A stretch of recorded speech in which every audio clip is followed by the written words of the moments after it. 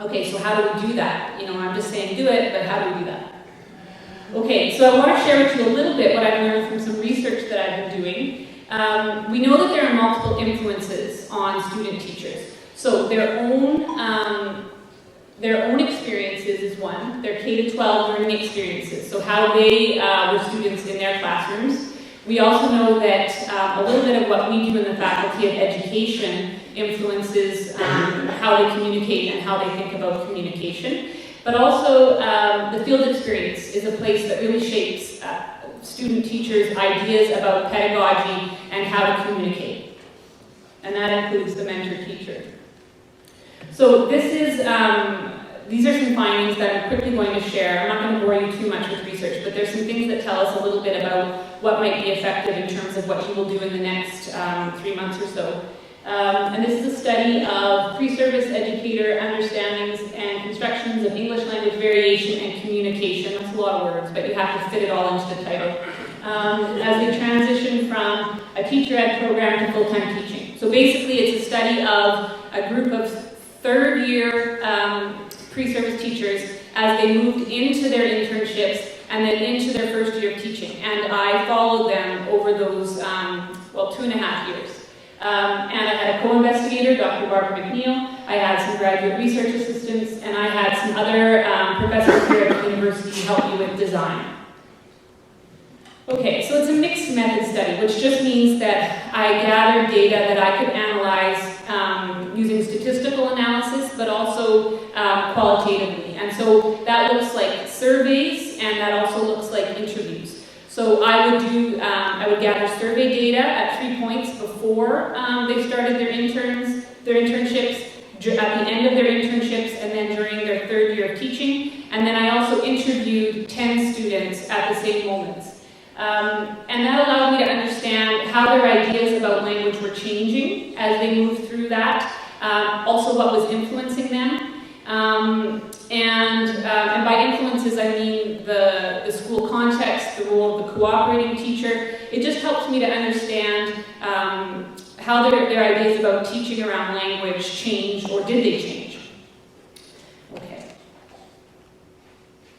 So the research questions that I had, I wanted to know what they believed about English language variation and communication. I wanted to know if those things changed as they transitioned, and I wanted to know about the influences.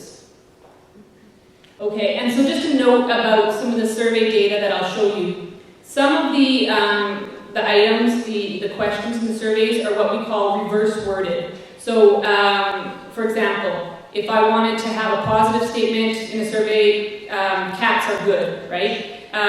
But if I wanted to reverse word it, I would say something like, cats are bad, and then they have to agree with it. So just know that if they are reverse worded, we score them differently to accommodate that difference in wording, okay? So you'll see some of the item descriptions here. What you just need to know is that if there's a high number on the survey item, it means that it's the kind of pluralistic view of language that we're striving towards. If there's a low number, it means it's this sort of deficit understanding of difference as bad. So the scores that I'm going to show you, we want to see closer to a 5. If we see closer to a 1, that's the kind of view of language that we're trying to disrupt, okay? Okay, so I did something called an ANOVA, which just means I'm trying to analyze how things are different.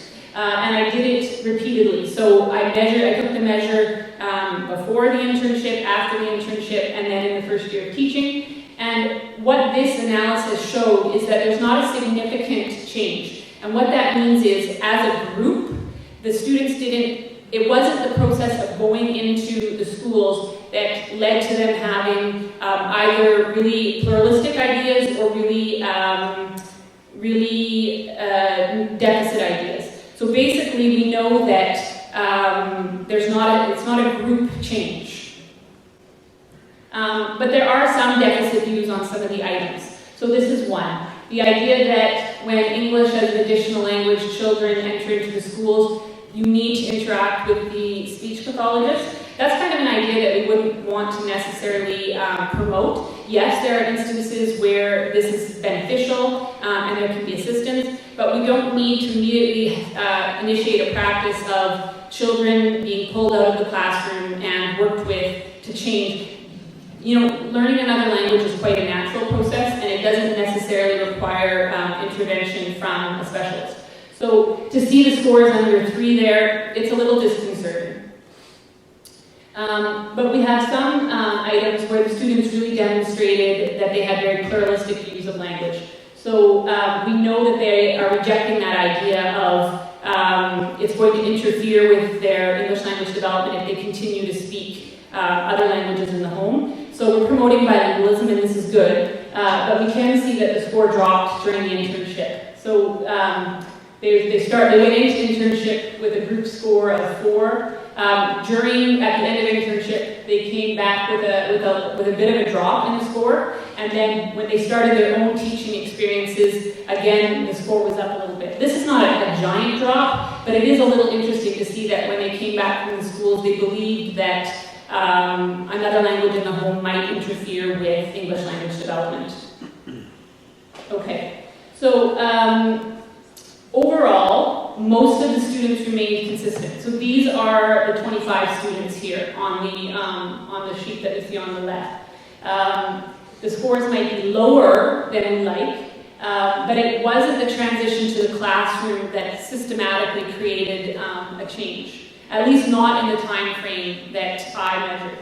But 7 of the 24 students' scores did change. 2 were in more pluralistic ways, and 5 of them became more deficit. So these changes can tell us a little bit about the influence of internship on the views of these participants. And what's good about this mixed method design is that I was able to talk to 2 of the participants that their scores changed, because 2 of them were in my qualitative part of my study. I had interviews with them as well. So the first one there at the top is a student that we call Megan, and you can see that from her first questionnaire 1, her score was a 4, and it went up to a 4.4 during her internship. It dropped down during her first year of teaching, but I want to just focus on this internship experience.